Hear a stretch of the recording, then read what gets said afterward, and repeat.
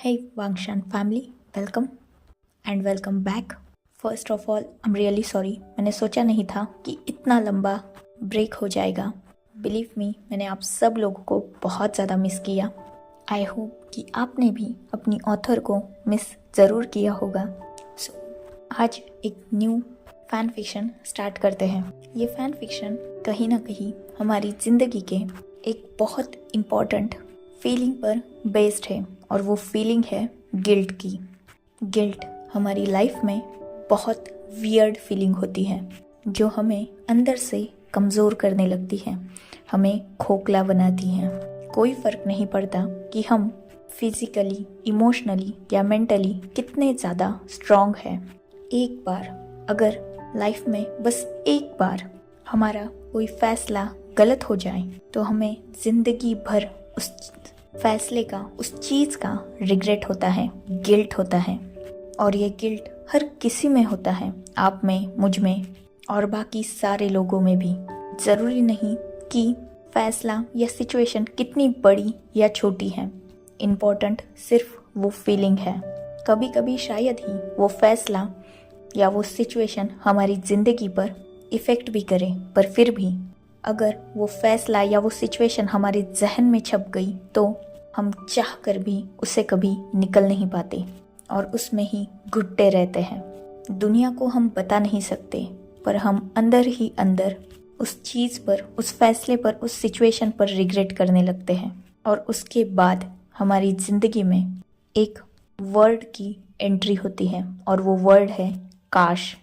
काश मैं उस दिन वहाँ गया नहीं होता, काश मैं उस दिन चुप रहता, या काश मैंने वो किया नहीं होता.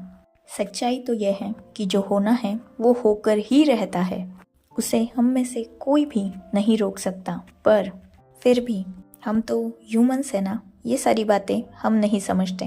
वो गलती हो, गुनाह हो या जो कोई भी फैसला हो, हम उसका इल्ज़ाम पहले दूसरों पे डालते हैं और फिर खुद पर. और जब हम वो इल्ज़ाम खुद पर लेते हैं ना, उसी वक्त से हम अपने ही अंदर से घुटने लगते हैं, रिग्रेट करते हैं और उस रिग्रेट से धीरे धीरे हमें गिल्टी फील होने लगता है. फिर गलती चाहे किसी की भी हो, इल्ज़ाम हम सिर्फ खुद पर लगाते हैं. चाहे सिचुएशन या हालात हमारे साथ हो ना हो, चाहे सामने वाला इंसान गलत हो, हम वो सब नहीं देखते, बस अंजाम देखते हैं. और वो अंजाम ये होता है हमारे नज़रिए में कि वो गलती हमारी थी. धोखा अगर अपने दे तो हम अपनों को गलत नहीं कहते, हम गलत खुद को कहते हैं, क्योंकि हमने उन्हें वो हक दिया कि वो हमें धोखा दे सके. सच तो ये होता है कि हर सिचुएशन में गलत सिर्फ हम नहीं होते, कभी कभी वो सिचुएशन ही गलत होती है और हम लोग खुद को गलत मानकर जिंदगी भर अपने दिल पर ये गिल्ट नाम का बोझ लेकर घूमते हैं. और जब भी ये हमें याद आता है तब हम बेचैन हो जाते हैं. समझ में नहीं आता करना क्या है, क्या सही क्या गलत, कुछ नहीं पता चलता. तो ऐसे ही एक सही और गलत और काश, इन सब में फंसे एक पर्सन की ये कहानी है. Guilt, the hell of life. Let's started. एक पर्सन एक खुली रोड पर बहुत तेज़ी से भाग रहा था. उसने एक black jeans, white T shirt और ब्लैक जैकेट और अपने फेस को मास्क से कवर किया हुआ था. उसके पीठ पर एक बैग है और वो बार बार अपनी घड़ी में देखकर सामने की तरफ रोड पर भाग रहा था. कुछ ही देर बाद वो बस स्टैंड पर पहुंच जाता है और वो देखता है कि जिस बस के लिए वो लगभग लेट हो चुका है, वो बस तो ऑलरेडी ही लेट है. वो बहुत तेज़ी से भागा था, इसीलिए उसकी सांस फूल रही थी. उसने अपने बैग से एक वाटर बॉटल निकाली और उसमें से थोड़ा सा पानी पिया और वो वही बस स्टैंड पर बैठ गया. उसे पता चला कि उसकी बस 5 मिनट लेट है, इसीलिए वो उस बस स्टैंड पर ही उस बस का इंतज़ार करने लगा. अभी 4 ही मिनट हुए थे कि उसने देखा उसकी बस आ चुकी है. वो तुरंत ही उठा और बस के अंदर चला गया. उसने अपनी सीट खोजी और वो अपनी सीट पर बड़े आराम से बैठ गया। उसने अपने लिए एक विंडो सीट ऑलरेडी ही रिजर्व करके रखी थी। उसने अपने बैग को अच्छे से रखा और अपनी सीट पर कंफर्टेबली बैठ गया। उसने अपने ब्लूटूथ ईयरफोन्स को अपने ईयर में डाला और बाद में अपने मोबाइल पर सॉन्ग लगा के वो विंडो से बाहर की तरफ देखने लगा। बस अभी चलने लगी थी। ऐसे ही सॉन्ग सुनते सुनते कब उसकी आंख लग गई और वो सो गया, ये उसे भी पता नहीं। पर उसकी आंख तब खुली जब उसे अपने साइड वाली सीट पर कुछ हलचल महसूस हुई। वो तुरंत ही उठ गया और अपने साइड वाली सीट पर देखने लगा, जहां उसने देखा कि एक पर्सन जिसने ब्लू जीन्स और वाइट टी शर्ट पहनी है, वो अपने बैग को रखने के लिए थोड़ा स्ट्रगल कर रहा है। कुछ ही देर के स्ट्रगल के बाद फाइनली उस पर्सन ने अपनी बैग को अच्छी तरीके से रख दिया और वो भी अपनी सीट पर कंफर्टेबली बैठ गया। उस पर्सन के चेहरे पर एक ब्यूटीफुल स्माइल थी जो उसके हैंडसम फेस को और भी ज़्यादा अट्रैक्टिव बना रही थी। उस पर्सन ने एक चीयरफुल वॉइस से अपने साइड में बैठे पर्सन को कहा, हाय, मेरा नाम लानवांगजी है और तुम्हारा? इतना बोलकर उस पर्सन ने अपना हाथ आगे बढ़ा दिया और वो सामने बैठे पर्सन के आंसर का इंतज़ार करने लगा। सामने वाले पर्सन के ईयर में अभी भी ईयरफोन थे, इसीलिए उसे सुनाई नहीं दिया। तो उसने अपने एक ईयर में से हल्के से वो ईयर पीस बाहर निकाला और सामने वाले पर्सन की तरफ एक कंफ्यूजिंग फेस के साथ देखा। तब पर्सन जिसने अभी अभी उस बस में एंटर किया था, उसने कहा, मैंने कहा, हेलो, मेरा नाम लानवांगजी है और तुम्हारा? सामने बैठे पर्सन ने भी एक नज़र उस पर्सन के हाथ की तरफ देखा, मतलब लानवांगजी के हाथ की तरफ देखा और बाद में उसके फेस की तरफ, जो सच में बहुत ज़्यादा हैंडसम और गुड लुकिंग था। उस पर्सन ने कुछ पल सोचा और अपने हाथ को आगे करके लानवांगजी से हैंडशेक करते हुए कहा, हेलो, मेरा नाम वी वूशियान है। लानवांगजी ने बहुत हैप्पीली और चीयरफुली वी वूशियान के साथ हैंडशेक किया और चीयरफुल वॉइस में कहा, वी वूशियान, कितना ब्यूटीफुल नेम है। तुम इतना सैड ट्यून में इसे ले रहे हो, ये तो अच्छी बात नहीं, पर फिर भी इस नाम की ब्यूटी पर बिलीव मी कोई भी फर्क नहीं पड़ा। इतना बोलकर उसने एक बहुत ब्राइट स्माइल की। विंग एक पल के लिए वांगजी की उस स्माइल में खो ही गया था। अभी भी उन दोनों ने एक दूसरे के हाथ को पकड़ा हुआ था। वांगजी एक पल के लिए थोड़ा शांत हो गया, मतलब उसकी स्माइल हल्की सी ड्रॉप हो गई, पर तुरंत ही दूसरे ही पल उसने स्माइल और भी ब्राइट करते हुए कहा,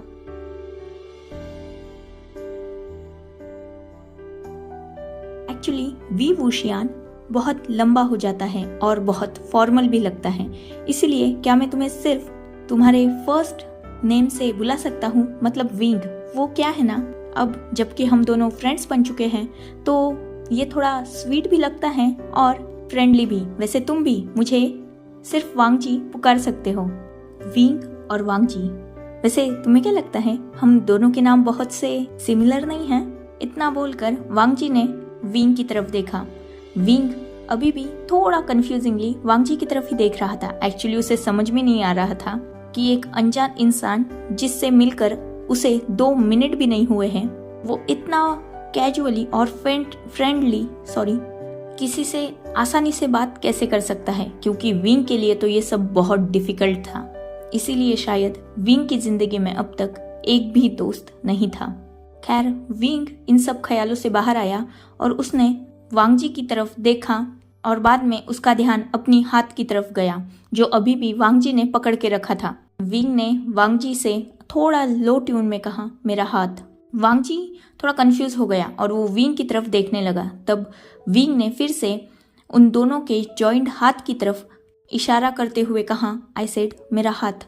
तब वांगजी ने भी उस तरफ ध्यान दिया और उसने विंग से तुरंत अपना हाथ छुड़ाते हुए कहा, ओ आई एम सॉरी विंग। जैसे ही वांगजी ने विंग का हाथ छोड़ा, विंग ने तुरंत ही अपना हाथ पीछे खींच लिया और वो फिर से अपने सीट पर कंफर्टेबली बैठ गया और बाहर की तरफ देखने लगा। अभी सिर्फ 5 मिनट ही बीते थे कि विंग को फिर से अपने साइड वाली सीट पर कुछ हलचल महसूस हुई। उसने तुरंत वांग जी की तरफ देखा तो उसने देखा कि वांग जी अपने बैग से कुछ निकालने के लिए स्ट्रगल कर रहा है, और क्योंकि वांग जी ने अपना बैग बस के ऊपर वाले पोर्शन में जहाँ बैग्स वगैरह रखी जाती है वहाँ रखा हुआ था, तो वांग जी को थोड़ा निकालने में दिक्कत हो रही थी। पर फिर भी उसने कुछ देर के स्ट्रगल के बाद फाइनली उस चीज को निकाल लिया। पर वो चीज मिस्टेकनली वांग जी के हाथ से छूट गई और सीधा विंग के ऊपर आके गिर गई। वो चीज कुछ और नहीं बल्कि स्नैक्स का एक पॉकेट था जो अभी विंग के लैप में गिरा हुआ था। विंग ने वांग जी की तरफ थोड़ा गुस्से से देखा, पर वांग जी उसका इन सब चीज़ों पर ध्यान नहीं था क्योंकि वो अभी भी अपने बैग की चेन लगाने में स्ट्रगल कर रहा था। थोड़ी देर बाद फाइनली उसने उस बैग को अच्छी तरीके से लॉक किया और वो नीचे बैठ गया। उसने बहुत केयरलेसली विंग की लैप से वो स्नैक्स का पॉकेट उठाया और वो उसे फोड़ कर खाने लगा। विंग को वांग जी बहुत इरिटेटिंग लग रहा था क्योंकि वांग जी की एज 23-24 साल तो 100% होगी, और ऐसी एज में इतनी इनरिस्पॉन्सिबल हरकतें विंग को सही नहीं लग रही थी। क्योंकि अगर देखा जाए तो विंग सिर्फ 20 साल का था, पर फिर भी वो बहुत मैच्योरली बिहेव करता था। वांग जी ने अभी उस स्नैक्स के पॉकेट से 2-3 पीस निकाल के खाई ही थे कि उसने तुरंत विंग की तरफ देखा और विंग को भी वो स्नैक्स ऑफर करते हुए कहा, ये लो तुम भी खाओ, वैसे भी अब तुम मेरे दोस्त हो तो तुम मेरे साथ ये शेयर कर ही सकते हो। विंग ने वांग जी की तरफ देखा और आई रोल करते हुए कहा, नो थैंक्स। पर वांग जी वो कहाँ मानने वाला था। उसने अपने हाथ में जो स्नैक्स का पीस था उसे विंग के माउथ की तरफ ले जाते हुए कहा, अरे खाओ, शर्माओ मत, पैसे नहीं मांगूंगा मैं तुम्हें। पर विंग उसने तुरंत वांग जी के हाथ को पकड़ा और कहा, मैंने कहा मुझे नहीं खाना। वांग जी ने अपने हाथ को पीछे लिया और कहा, हाउ रूड, क्या तुम्हें नहीं पता कि अपने फ्रेंड्स से कैसे बातें करती है। विंग ने वांग जी को बस एक एंग्री लुक दिया और वो अपना हेड फिर से विंडो की तरफ करने ही वाला था, तभी वांग जी ने उसी स्नैक्स के पीस को जबरदस्ती विंग के माउथ में डालने की कोशिश की, जिससे उस स्नैक्स का थोड़ा सा हिस्सा तो विंग के मुंह में चला गया, बाकी विंग के कपड़ों पर गिर गया और थोड़ा स्नैक्स विंग के मुंह के आसपास भी लग गया, मतलब लिप्स के आसपास। विंग को ऐसे देखकर वांग जी को हंसी आ गई और वो जोर जोर से हंसने लगा। उस बस में अभी जितने भी पैसेंजर अवेलेबल थे वो सब वांग जी की तरफ ही देख रहे थे क्योंकि वांग जी बहुत जोर जोर से लाउडली स्माइल कर रहा था, लाफ कर रहा था। इसीलिए सबका अटेंशन वांग जी पर आ गया था। वांग जी ने अपनी हंसी को बरकरार रखते हुए कहा, देखा ना, अगर मेरी बात मान लेते तो मुझे इतना स्ट्रगल नहीं करना पड़ता और तुम्हारे कपड़े और तुम्हारा फेस दोनों भी खराब नहीं होते। एक पीस ले लेते तो क्या फर्क पड़ता। इतना बोलकर वो फिर से हंसने लगा। विंग को वांग जी की ये हरकतें या उसकी हंसने की वो साउंड बिल्कुल भी पसंद नहीं आ रही थी। इनफैक्ट ये सारी हरकतें उसे इरिटेट कर रही थी, पर फिर भी उसने वांग जी की तरफ गुस्से से देखा, एक डीप ब्रेथ ली और अपने गुस्से को थोड़ा कंट्रोल करते हुए कहा, मुझसे दूर रहो और अपनी ये सिली हरकतें बंद करो। इतना बोलकर विंग बाहर की तरफ देखने लगा और वांग जी उसे तो जैसे विंग की किसी भी बात का कोई फर्क ही नहीं पड़ा हो। वो और भी जोर से हंसने लगा और कहा, तुम कितने रूड अंकल टाइप हो। इस बार विंग ने वांग जी को टोटली इग्नोर कर दिया और वो बाहर की तरफ ही देखने लगा। कुछ देर तो वांग जी वो स्नैक्स इंजॉय करने लगा, पर विंग इरिटेट हो रहा था क्योंकि वांग जी बहुत मजे लेते हुए आवाजें निकाल कर वो स्नैक्स खा रहा था, जिसकी आवाज से विंग सच में बहुत ज्यादा इरिटेट हो रहा था। पर फिर भी विंग ने वांग जी को कोई भी बात नहीं कही क्योंकि विंग समझ चुका था कि वांग जी बहुत बदतमीज और इनरिस्पॉन्सिबल पर्सन है और इस पर्सन से बहस करने से कोई भी फायदा नहीं है। कुछ समय बीत गया और फाइनली वांग जी जो स्नैक्स एंजॉय कर रहा था वो खत्म हो ही गए। जैसे ही विंग को वो इरिटेटिंग साउंड आना बंद हुआ, उसने एक रिलैक्स की ब्रीथ ली और वो अभी अपने आंखें बंद ही करने वाला था, तभी उसे कुछ महसूस हुआ और उसने तुरंत अपने हाथ की तरफ देखा। तब उसने नोटिस किया कि वांग जी उसके जैकेट को अपने वो डर्टी हैंड रब कर रहा है। मतलब वांग जी विंग के जैकेट को कोई टिश्यू समझ रहा था और उसके जैकेट से अपने हैंड्स को साफ कर रहा था। ये देखकर विंग का पारा चढ़ गया। उसने तुरंत वांग जी के उस हाथ को पकड़ा और वांग जी की तरफ गुस्से से देखा। वांग जी ने जैसे ही महसूस किया कि विंग समझ चुका है कि वो क्या कर रहा है, उसने अपने पपी फेस के साथ विंग की तरफ देखा। पर विंग वांग जी का ये पपी फेस देखकर भी उसके एक्सप्रेशंस बिल्कुल भी चेंज नहीं हुए और उसने ही गुस्से से वांग जी की तरफ देखा और अपने दांत पीसते हुए कहा, ये तुम क्या कर रहे हो? तब वांग जी ने एक क्यूट सी स्माइल करते हुए विंग की तरफ देखा और कहा, वो एक्चुअली मैं टिश्यू लाना भूल गया, इसीलिए। यह सुनकर तो विंग का पारा बस चढ़ गया था।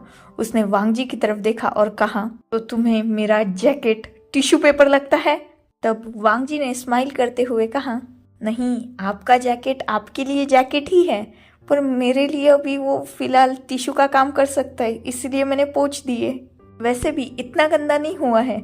इतना बोलकर वो विंग के जैकेट की तरफ देखने लगा। विंग खुद भी उस जैकेट की स्लीव्स की तरफ देखने लगा, जिस पर अभी थोड़े से वो मसाले के निशान दिख रहे थे। एक्चुअली जैकेट ब्लैक था, जिस पर वांग जी ने हाथ रफ किया था, इसीलिए उस पर थोड़े से वो मसाले के साइंस वगैरह नजर आ रहे थे। विंग ने वांग जी की तरफ गुस्से से देखा और कहा, तुमने मेरा जैकेट खराब कर दिया। अगर पोंछना ही था तो खुद के क्लोथ से पूछते, मेरे का जैकेट खराब करने की क्या जरूरत थी?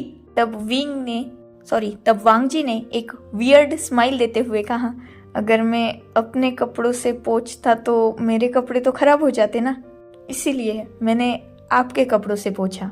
ये सुनकर विंग तो बस अब क्या ही बोले, ऐसा हाल हो चुका था उसका।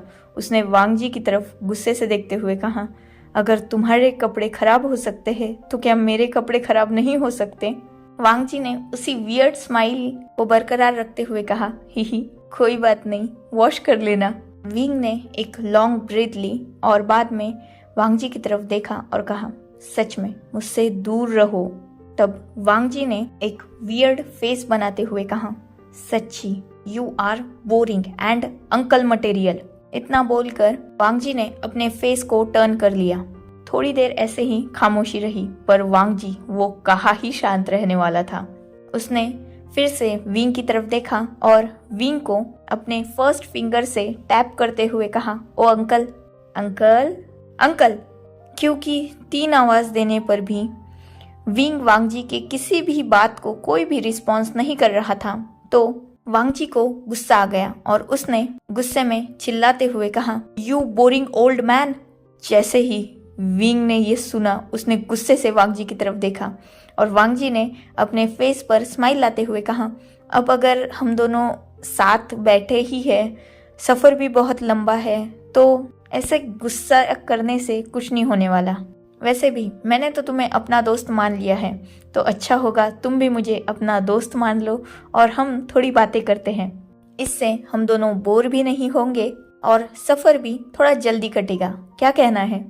विंग ने वांग जी की तरफ गुस्से से देखा और कहा, तीसरी बार तुम्हें समझा रहा हूँ, प्लीज मुझसे दूर रहो। इतना बोलकर विंग वांग जी की तरफ से अपना फेस मोड़ने ही वाला था, तभी वांग जी ने विंग के फेस को पकड़ लिया और कहा, मैं तुमसे दूर नहीं रहने वाला। ये तो बिल्कुल पॉसिबल नहीं है। वैसे मुझे यहाँ आए 1 घंटा हो चुका है और अभी तक मैंने तुम्हारा ये स्वीट सा फेस देखा नहीं है। एक बात बताओ, तुमने ये मास्क लगा के क्यों रखा है? पोल्यूशन की वजह से या तुम बदसूरत हो इसलिए? वैसे तुम अगली भी हो तो इससे मुझे कोई फर्क नहीं पड़ता, क्योंकि तुम्हारी आंखें वो बहुत ब्यूटीफुल है, बिलीव मी। इतना बोलकर वांग जी ने बिना विंग को कुछ समझने दिए सीधा उसके फेस से वो मास्क हटा दिया। और जब विंग के फेस से वो मास्क हटा, वांग जी तो बस उसे देखने लगा। उसकी नजर विंग की फेस से हट ही नहीं रही थी। सच में विंग की आंखें तो बहुत ब्यूटीफुल थी, पर उसका ऑल ओवर फेस तो उससे भी ज्यादा ब्यूटीफुल था। पिंक लिप्स, ब्यूटीफुल चीक्स और लिप्स के नीचे एक छोटा सा मोल, जिस पर वांग जी की नजर तो बस अटक गई थी। विंग का फेस देखकर वांग जी के मुंह से बस एक ही लाइन निकली, वॉट अ ग्रेट ब्यूटी, तुम तो किसी लड़की से भी ज्यादा खूबसूरत हो। इतना बोलकर वांग जी अपने थंब से विंग के फेस को रब करने लगा। वांग जी ने विंग के फेस को अपने हाथ में पकड़ा हुआ ही था, तो वो वैसे ही विंग के फेस पर अपने थंब को रब कर रहा था, जिससे विंग को बहुत वियर्ड लग रहा था। उसने तुरंत वांग जी के दोनों हाथों को पकड़ा और उसे अपने फेस से हटा दिया और कहा, ये क्या हरकतें हैं, तुम कोई बच्चे हो क्या? और क्या कहा तुमने मुझे, लड़की? लाइक सीरियसली मैं तुम्हें लड़की नजर आता हूँ?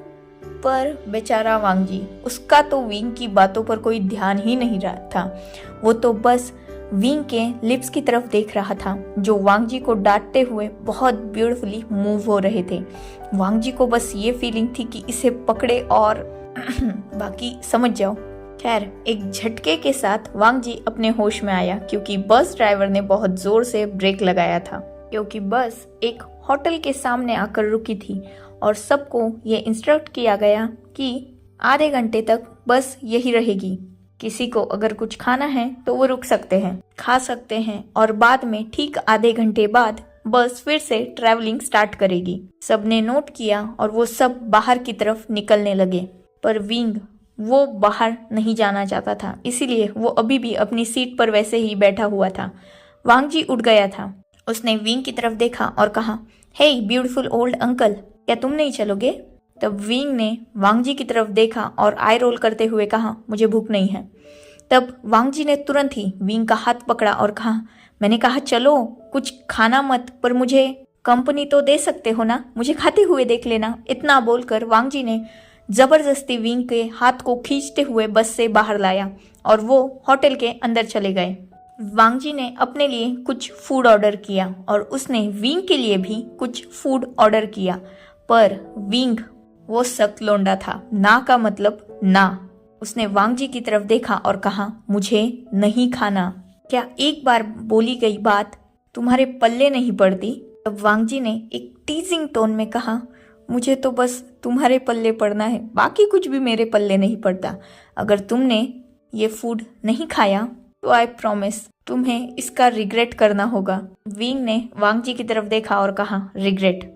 और मुझे? ऐसा क्या करोगे तुम? मुझे जबरदस्ती खिलाओगे? तो ये बात अपने दिमाग से निकाल दो, क्योंकि ये नेक्स्ट टू इम्पॉसिबल है। तब वांग जी ने तुरंत अपनी चेयरफुल वॉइस में कहा, बस में भी मैंने तुम्हें खिलाया था ना, थोड़ा सा ही सही, पर तुमने खाया था ना। बिलीव मी, मैं ऐसा फिर से कर सकता हूँ। तब विंग ने वांग जी की तरफ देखा और कहा, और वो कैसे? तब वांग जी तुरंत ही अपनी जगह से खड़ा हो गया और वो विंग के साइड वाली चेयर पर आकर बहुत कंफर्टेबली बैठ गया। विंग अभी भी वांग जी की तरफ ही देख रहा था और विंग की नजरों में कुछ ऐसा था जैसे, अब आगे तुम क्या करने वाले हो? कहीं ना कहीं वांग जी ये सवाल समझ गया।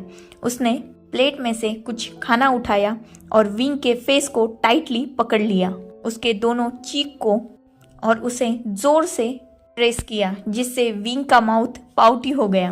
और वांग जी ने थोड़ा सा माउथ विंग का खुला था, उसमें खाना डालना जबरदस्ती शुरू कर दिया।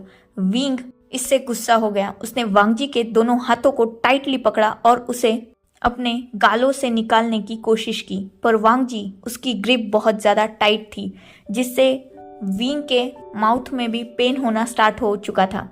विंग ने वांग जी को एक एंग्री लुक दिया और वैसे ही बोलने की कोशिश करते हुए कहा, छोड़ो। तब वांग जी ने स्माइल के साथ कहा, स्ट्रगल करना बंद कर दो माय लिटिल ब्यूटीफुल अंकल, क्योंकि मैं तुमसे बड़ा हूँ, मेरी स्ट्रेंथ तुमसे ज्यादा है, इसीलिए तुम खुद को मुझसे छुड़ा नहीं सकते। सो तुम्हारे लिए यही अच्छा होगा कि तुम थोड़ा सा खाना खा लो। वैसे भी मैं सिर्फ तुम्हें खाना खिलाना चाहता हूँ, तुम्हारे साथ बाकी कुछ नहीं करूँगा।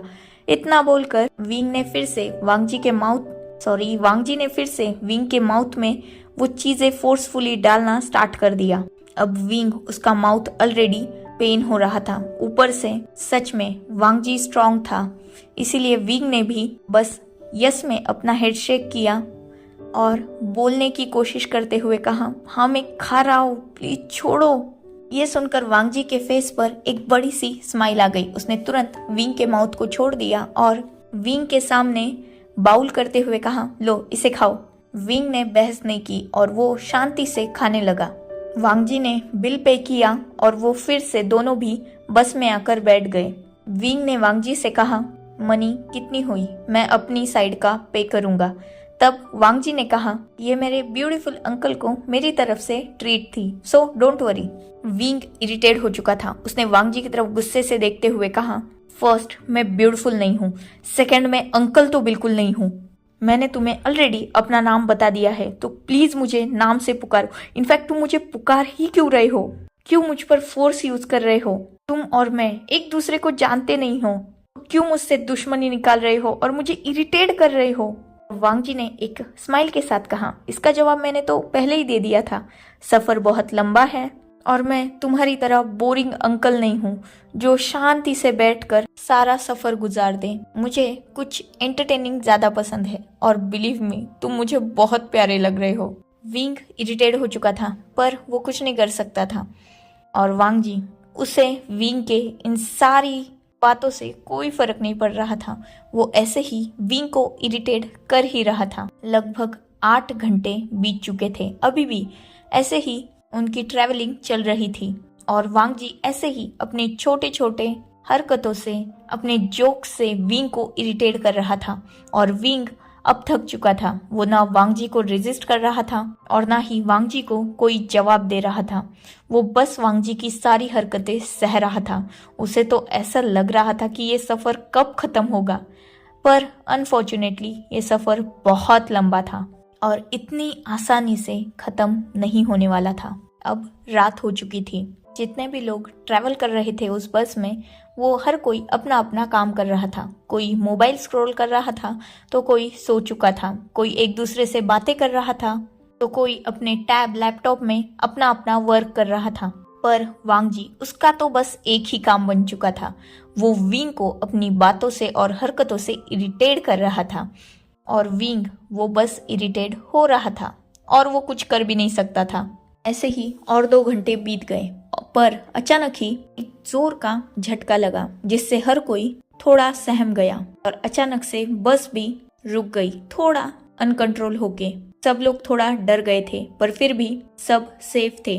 थोड़ी देर बाद उस बस का ड्राइवर बस के अंदर आया और उसने सबको बताया कि बस पंचर हो चुकी है और पास ही एक होटल है जिसमें वो सब लोग स्टे कर सकते हैं जब तक बस ठीक नहीं होती। मैकेनिक को आने में देर होने वाली है तो बाकी सब लोग उस होटल में जाकर फ्रेश हो सकते हैं और जैसे ही बस ठीक होगी सबको इन्फॉर्म कर दिया जाएगा।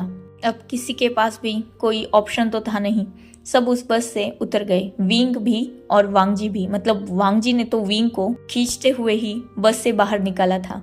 वो सब पास ही के होटल में चले गए। वो होटल बहुत ज्यादा ब्यूटीफुल था। नाइट थी इसीलिए बहुत प्यारा व्यू था। आसपास जंगल थी जिसमें से थोड़ी डरावनी आवाजें भी आ रही थी पर आसपास बहुत सारे लोग थे इसीलिए डर तो नहीं लग रहा था। इनफैक्ट वहाँ का माहौल बहुत ज्यादा इंजॉयफुल था। विंग और वांग जी और बाकी सब लोग भी होटल के अंदर चले गए। सब टेबल्स पे बैठ गए, कुछ ऑर्डर किया और वो सब अपने फूड को एंजॉय करने लगे। विंग ने और वांग जी ने भी सेम यही किया क्योंकि विंग भी अभी हंग्री हो चुका था, मतलब उसे सच में भूख लग गई थी। तो वो भी अब बिना किसी नखरे के खा रहा था और अभी उसे थोड़ा थोड़ा वांग जी की कंपनी भी पसंद आ रही थी। विंग एक इंट्रोवर्ट पर्सन था जिसे लोगों से कम्युनिकेट करने में बहुत ज्यादा प्रॉब्लम होती थी। उसे लोगों से ज्यादा घुलना मिलना पसंद नहीं था। वो बस अपने काम से काम रखने वाले इंसानों में था जिसका फ्रेंड सर्कल 0 था और उसकी सोशल लाइफ भी इतनी कोई अच्छी नहीं थी। इनफैक्ट वह भी बिग 0 था। विंग बस अपने काम से काम रखने वालों में से था। इसे अकेला रहना बहुत ज्यादा पसंद था और उसी में वो कंफर्ट भी फील करता था। पर वांग जी विंग के टोटली अपोज था। वांग जी एक चीयरफुल इंसान था जिसके चेहरे पर हमेशा हैप्पीनेस रहती थी। उसकी वो ब्यूटीफुल स्माइल और हैंडसम फेस दोनों भी सामने वाले पर्सन को बहुत अच्छा फील करवाते थे। वांग जी का नेचर भी बहुत जॉली था। हर सिचुएशन में वो बस हंसता रहता था। विंग ये समझ चुका था। विंग वांगजी से तो कुछ ज्यादा बातें नहीं कर रहा था, पर इसका मतलब ये नहीं कि वो वांगजी को टोटली इग्नोर कर रहा था। इनफैक्ट वांगजी ने उससे सुबह से अब तक लेकर जो भी बातें कही थी वो सब विंग ने ध्यान से सुनी थी और उसे वो सब बातें अच्छी तरह से याद भी हो चुकी थी। उसे पता चला था कि वांगजी एक साइकोथेरेपिस्ट है और वो अभी यहाँ एक बहुत इम्पोर्टेंट वर्क के लिए आया हुआ है। ऐसे ही वांगजी ने अपने बारे में विंग को बहुत सारी बातें बताई थी, पर विंग उसने अभी तक वांगजी को अपने बारे में बहुत कम चीजें बताई थी। इनफैक्ट नाम के अलावा वांगजी विंग के बारे में कुछ भी नहीं जानता था और वांगजी को इन सब चीजों से कोई प्रॉब्लम भी नहीं थी, क्योंकि उसे इसी बात का सेटिस्फेक्शन था कि विंग एटलीस्ट उसकी बातें सुन तो रहा है, क्योंकि वांगजी उन पर्सन्स में से था जिसे चुप रहना एक शाप लगता था, बिल्कुल मेरी तरह। Jokes of part. इसीलिए वांगजी कंटिन्यू बकबक कर रहा था और कहीं ना कहीं इसी बकबक से, इसी नेचर से और वांगजी के हैंडसम फेस से विंग अट्रैक्ट हो रहा था। वो वांगजी को ये सब दिखा तो नहीं सकता था, इसीलिए वो वांगजी से अभी भी रूड बिहेव कर रहा था। सो इनफ फॉर टुडे गाइज। ये एक शॉर्ट स्टोरी है जिसके ज्यादा पार्ट नहीं बनेंगे। मुझे अभी भी थोड़ा वर्क है, इसलिए मैं रेगुलर तो नहीं हो सकती और यही रीजन है कि मैं लॉन्ग स्टोरी नहीं ला रही, पर बहुत जल्द मैं लॉन्ग स्टोरी भी स्टार्ट करूंगी। आई होप कि आप सब लोग अपनी ऑथर को समझेंगे और पहले की ही तरह मुझे सपोर्ट करेंगे। Goodbye, take care, enjoy your beautiful life.